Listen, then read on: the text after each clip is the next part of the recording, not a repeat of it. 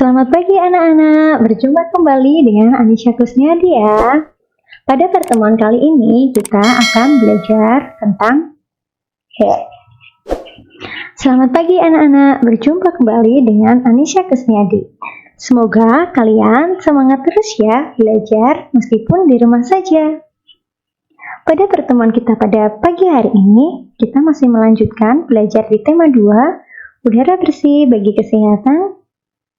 Subtema 2, pentingnya udara bersih bagi pernapasan. Pembelajaran keempat, dengan muatan PPKN KD 3.2 dan 4.2, muatan IPS KD 3.3 dan 4.3. Yuk kita mulai. Bismillahirrahmanirrahim. Assalamualaikum warahmatullahi wabarakatuh. Hari ini kita akan belajar tentang pengaruh kegiatan ekonomi terhadap kesejahteraan masyarakat serta pelaksanaan musyawarah untuk mufakat. Tapi sebelum itu, anak-anak, yuk kita berdoa terlebih dahulu ya. Semoga apa yang kita pelajari hari ini bisa membawa keberkahan bagi kita semua. Amin. Berdoa mulai. A'udzu billahi minasyaitonir rajim. Aku berlindung kepada Allah dari godaan syaitan yang terkutuk. Bismillahirrahmanirrahim. Dengan menyebut nama Allah yang Maha Pemurah lagi Maha Penyayang. Alhamdulillahi Rabbil Alamin. Segala puji bagi Allah, Tuhan semesta alam. Ar-Rahmanir-Rahim, yang Maha Pemurah lagi Maha Penyayang. Maliki Yaumiddin, yang menguasai hari pembalasan. Iyyaka na'budu wa iyyaka nasta'in. Hanya kepada Engkaulah kami menyembah dan hanya kepada Engkaulah kami mohon pertolongan. Ihdinas syiratal mustaqim. Tunjukilah kami jalan yang lurus. Siratal ladzina an'amta alaihim, yaitu jalan orang-orang yang Engkau beri nikmat. Ghairil maghdubi alaihim waladdallin. Bukan jalan orang-orang yang dimurkai dan bukan pula jalan orang-orang yang sesat. Raditu billahi rabba wa bil islami dina wa bi muhammadin nabiyyan wa rasula. Rabbi zidni ilma warzuqni fahma. Allahumma anfa'na bima 'allamtana wa'alimna ma yanfa'una warzuqna uluman tanfa'una. Amin ya rabbal alamin. Mari kita mulai belajar untuk hari ini. Tahukah kamu apakah itu kegiatan ekonomi? Dalam kehidupan sehari-hari, kita tidak lepas dari kegiatan ekonomi.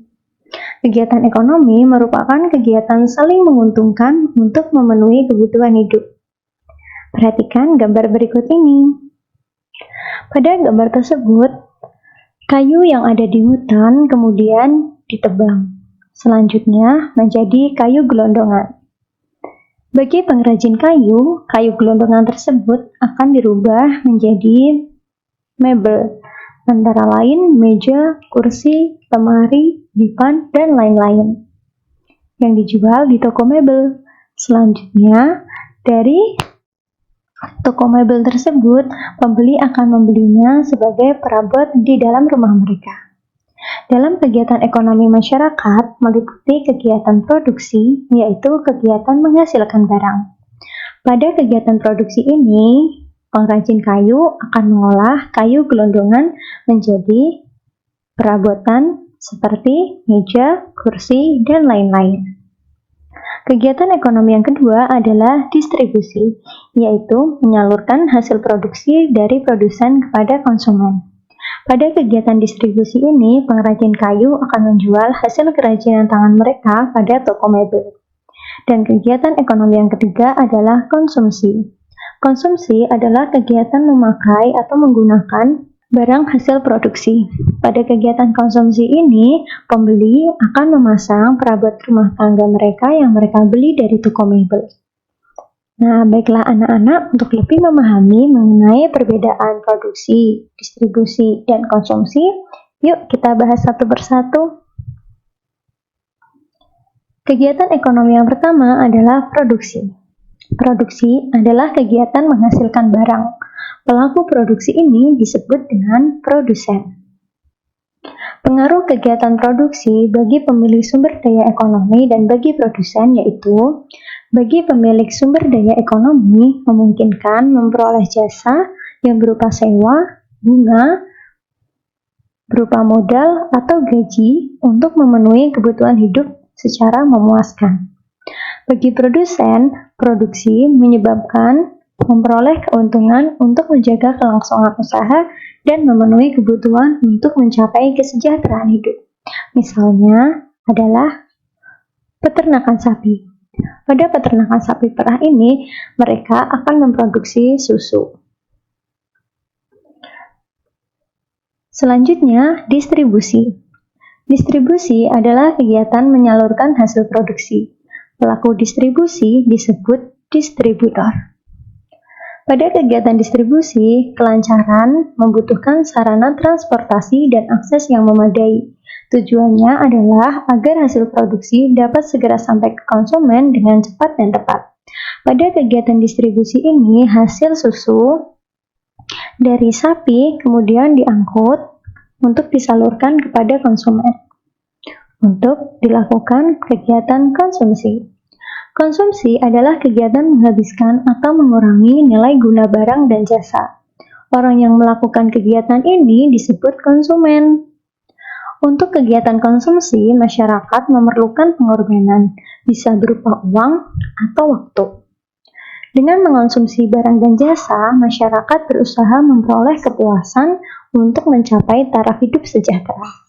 Pada kegiatan konsumsi ini, susu hasil perahan sapi di peternakan tadi bisa kalian konsumsi dalam kehidupan sehari-hari agar kita menjadi lebih sehat. Siapa di antara kalian yang suka minum susu? Bagaimana rasanya? Enak bukan?